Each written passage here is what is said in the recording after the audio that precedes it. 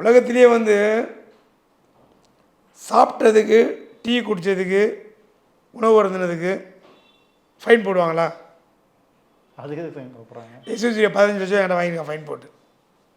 இந்த 21 வருஷம் நீங்கள் என்ன என்கிட்ட பழகுனீங்க, என்ன சாப்பிட்டீங்க, டீ சாப்பிட்டீங்க, டிஃபன் சாப்பிட்டீங்க, நான்வெஜ் சாப்பிட்டீங்க, சரக்கு அடிச்சிங்க அப்படின்னு சொல்லி 15 லட்ச ரூபா கிட்டத்தட்ட என்கிட்ட என்னுடைய ஃபைனான்ஸ் அமௌண்ட்டை பிடிச்சி சாப்பிட்டீங்க.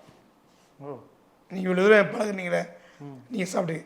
இப்படி ஒரு துரோகி, துரோகிலேயே ஒன்றா நம்பர் துரோகி, இப்படி ஒரு துரோகி தமிழ் சினிமாவுக்கு லைக் இல்லாத ஒரு கேட்டது எஸ். சூர்யா. சொல்கிறத நம்புற மாதிரி இல்லை, நீங்கள் நம்புற மாதிரிலாம் எல்லாமே ரெக்கார்டு ஒன்றா காட்டுறேன் நான். இசை எடுத்து பாருங்கள், எல்லாத்தையும் என் பேர் வருத பாருங்கள், வருதா இல்லையா பாருங்கள், இல்லை வெளியே கேட்டு பாருங்கள்.